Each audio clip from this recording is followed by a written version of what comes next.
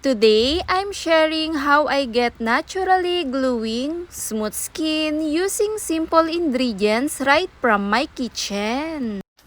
Start with 1 tablespoon of baking soda.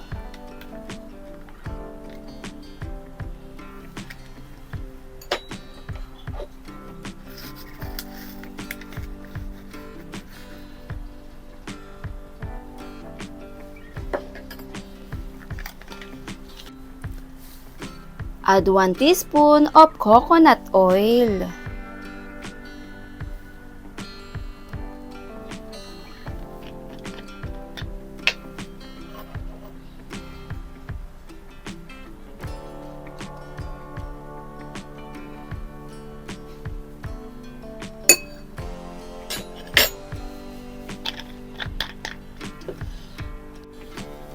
Then, 1 tablespoon of milk.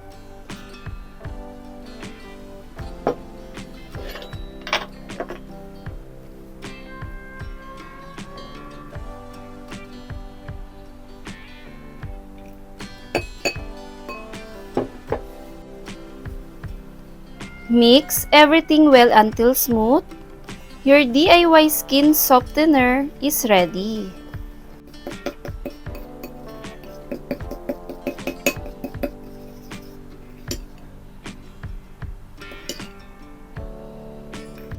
Want smoother, brighter skin at home?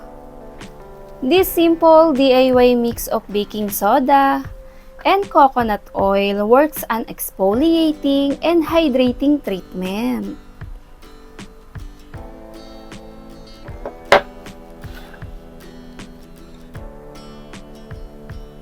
Baking soda help remove dry skin and unclog pores, while coconut oil nourish the skin and provide soothing and anti-inflammatory benefits.